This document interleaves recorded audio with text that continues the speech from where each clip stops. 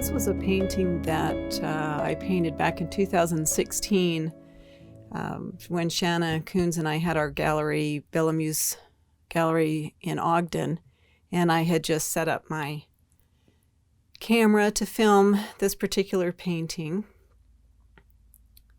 So what I first did was I masked in the roses with, it was probably just pure alizarin crimson that was thinned with some Gamsol. And the greens that you saw in there were probably Viridian and some transparent oxide red. And the vase was probably French ultramarine with some raw umber, and that foreground was transparent oxide red with maybe a little bit of raw umber. And the background is a mixture of French ultramarine and transparent oxide red. I'm just massing in basic shapes right now. And I love this stage of the painting. I'm reinforcing the roses now with some stronger alizarin crimson. This is where the darks are going to be that I see. And I really hate hard edges right now, so I'm having fun just messing it up. I don't like to start too tight, because if I start tight, then the whole painting has to end up tight. But if I start loose and abstract, then, you know, I can keep it loose and abstract, or I can tighten up as I go. It just gives me more options. So now I'm adding the light side of the rose, and I'm probably using mixtures of alizarin crimson, white, with maybe some yellow added to it to soften the color. And again, these are very simple shapes that I'm putting in there. Reinforcing the dark alizarin crimson. So my goal right now is just to create the form first. No petals, just the basic light shape and dark shape. If you can do that, you create that form, those simple light and shadow patterns, your paintings will be so much more successful.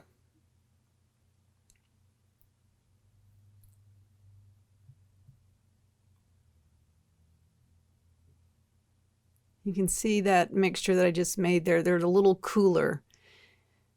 It's one thing to have correct values in your paintings, but it's also really important to have temperature shifts. So outer petals of roses will generally be less colorful and usually cooler than the inside petals, because they're older and they've seen the sun more. They faded a bit. So now I'm starting to develop a sense of petals. This particular rose variety is called Heritage. It's a David Austin. It's just a beautiful rose, beautiful pinks, soft pink.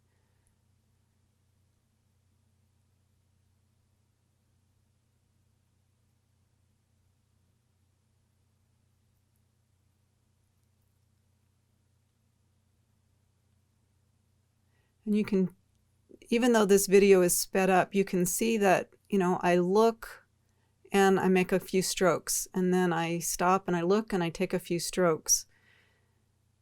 So I'm doing as much looking at my subject matter as I am painting.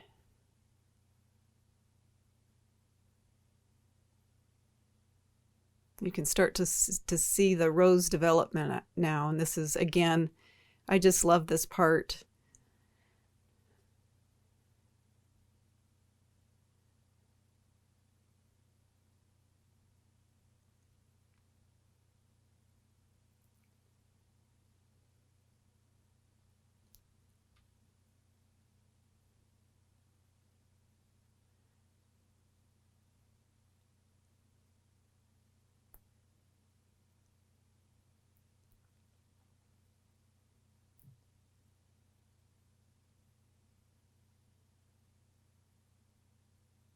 And you can see, you know, I just keep going back and forth until I get what I'm looking for. Sometimes I can nail it on the first try, and other times it takes me more. It doesn't matter how many roses I've painted, which are probably thousands. Every time I do, it's a new experience for me. Now I'm carving in with some darker greens, viridian and transparent oxide, maybe a little bit of alizarin in there. Adding some yellow to that green mix to brighten and lighten it up. Again, very simple shapes right now. I'm not even thinking leaves. I am just thinking this is a green shape.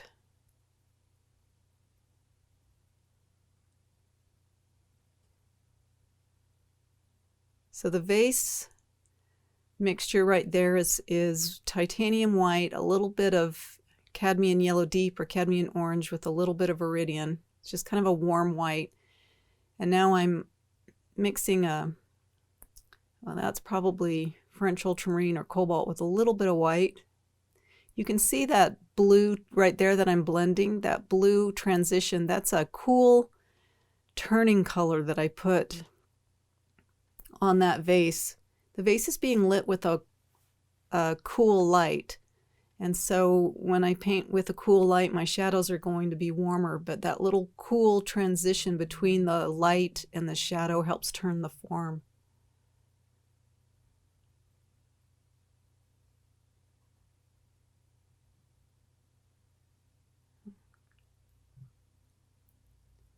Reinforcing some of the background with that same French ultramarine and transparent oxide red or transparent red earth. I'm using a sable brush.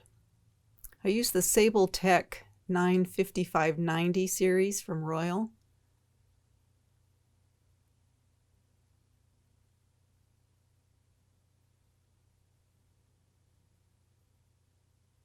Doing the same thing, finding the light shape and the shadow shape pretty simply to begin with, not getting caught up in detail. I love doing that with my finger, pushing the color out and then carving back in with the background.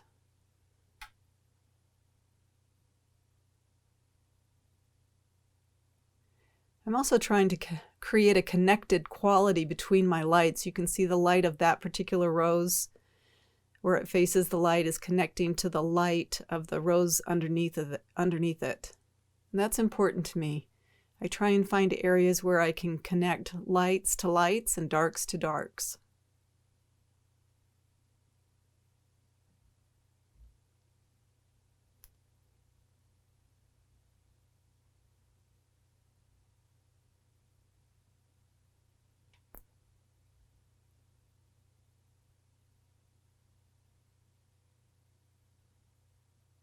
Here I go again. Pushing the color out and carving in with background.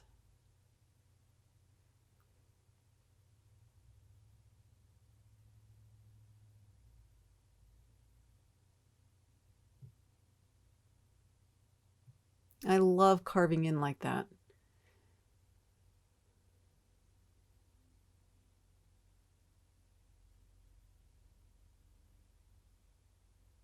There's a little bit of a glare on that. Sorry about that. I was filming by myself today, or on that day.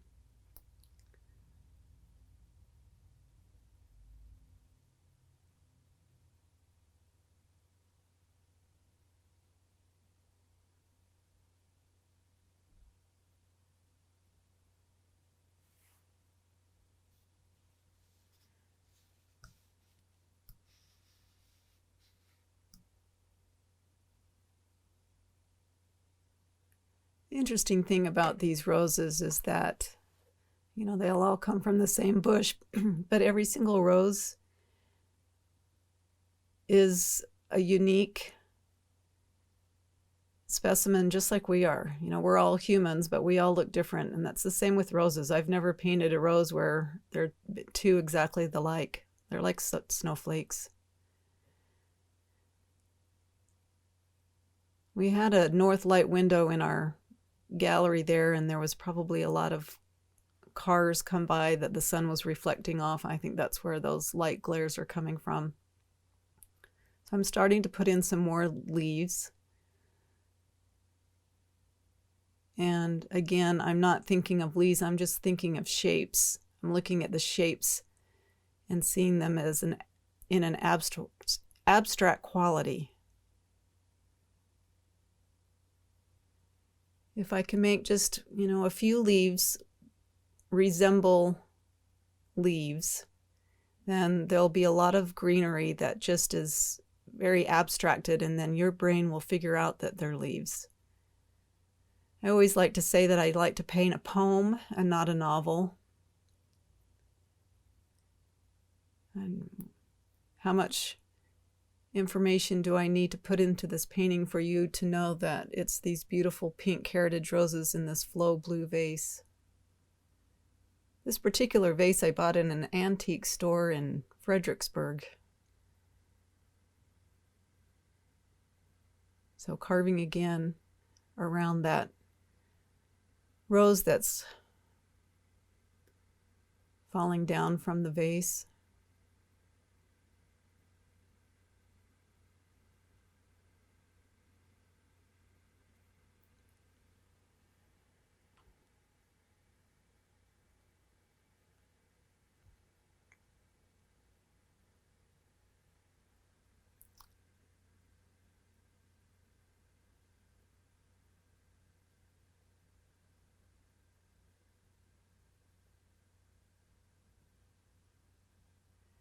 I'm sure I'm using, again, mixtures of white, alizarin with some yellows in there to soften it. Maybe a touch of blue in some of the areas to cool and gray the mixture.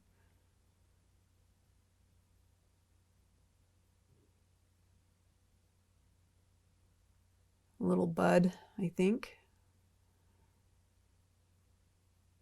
I've got to connect that rose that's falling down.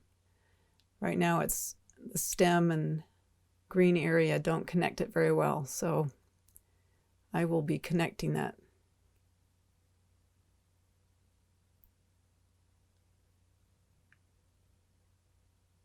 I'm adding some green. What I did is what you saw me do, I picked up some green from the leaves and I put it into the shadow color.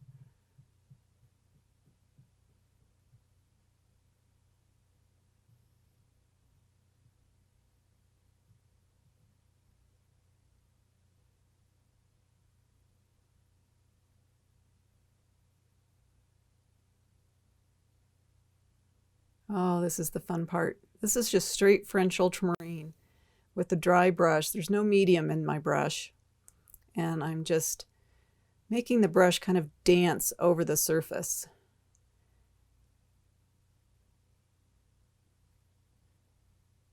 And now with a clean brush, I'm coming and softening, and you can see I'm wiping off my brush with a paper towel a lot, every few strokes.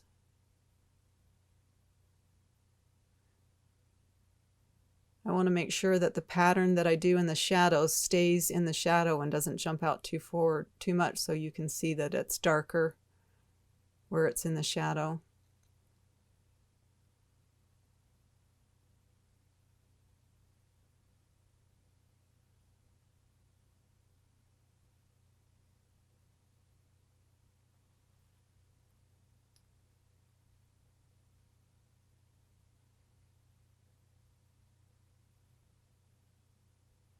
And a highlight.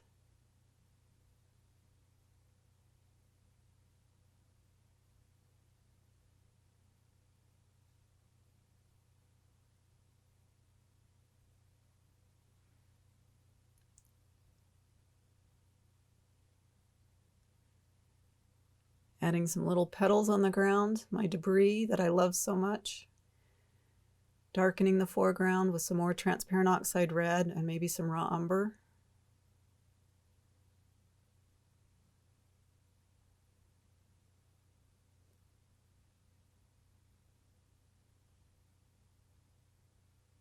And a reflection.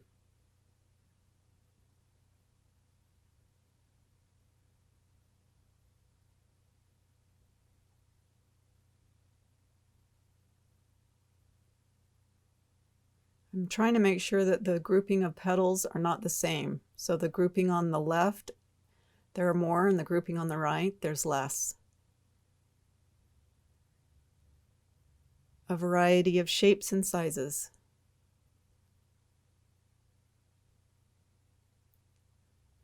Now I'm just putting a little bit of a glow behind the vase.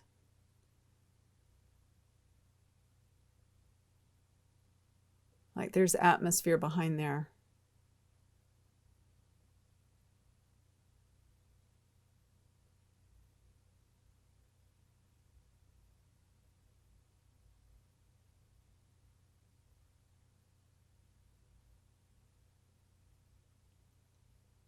Well, I hope you've enjoyed watching this, and I hope you were inspired to paint.